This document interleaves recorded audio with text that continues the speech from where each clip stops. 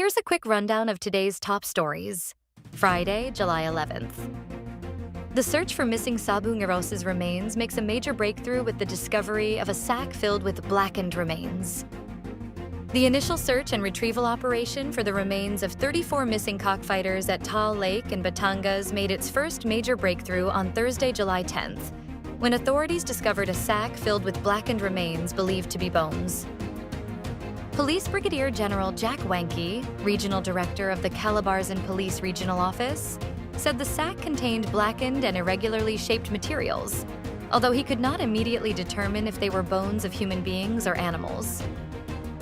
The sack was found 10 meters from the shoreline of Taal Lake, where whistleblower Julie Dondon Patidongan alias Totoy claimed was the dump site of the missing Sabu Neros' remains who had already been allegedly killed. The sack and its contents were turned over by the PNP, Department of Justice, and Philippine Coast Guard to the PRO 4A scene of the crime operatives for forensic examination. 3 more Filipino seafarers were rescued, while 3 dead were from the sunken MV Eternity Sea. The Department of Migrant Workers confirmed that 3 more Filipino crew members of Liberia-flagged, Greek-operated cargo ship MV Eternity Sea were rescued after they were attacked by Houthi rebels in the Red Sea.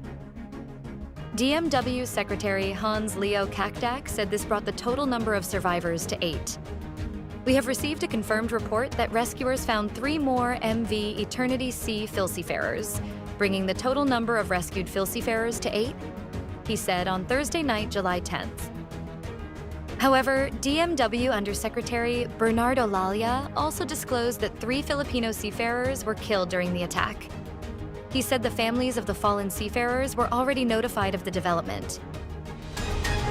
SONA absence. Vice President Sara will meet with supporters in South Korea on July 27th.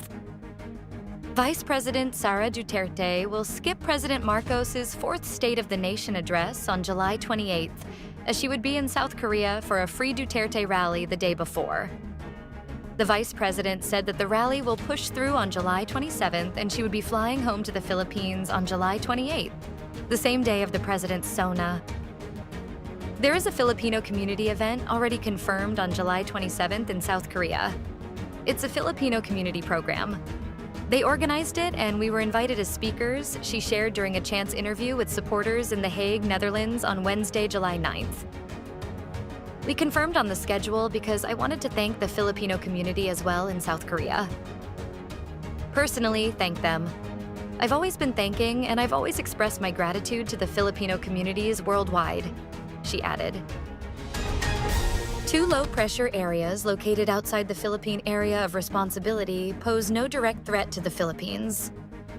The Philippine Atmospheric, Geophysical, and Astronomical Services Administration said on Friday, July 11th, that 2 low-pressure areas located outside the Philippine Area of Responsibility are not expected to directly affect any part of the country. Pagasa weather specialist Loriadin de la Cruz Galicia said one of the LPAs was spotted 2,030 kilometers east-northeast of extreme northern Luzon as of 3 a.m. While it has a high chance of developing into a tropical depression within 24 hours, it is moving away from the country and poses no direct threat. The second LPA, located 760 kilometers west-northwest of Itbayat, Batanes, is the remnant of former Typhoon Bising.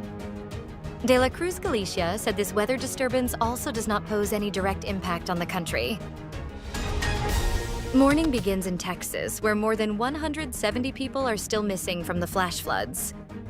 Shock has turned into grief across Texas, where at least 120 people died from flash floods, and more were missing as the search for victims moved methodically along endless miles of rivers and rubble Thursday. Photos of those who have died along with a colorful array of flowers and candles now decorate a fence in hill country, a growing tribute that reflects the enormity of the disaster in the region.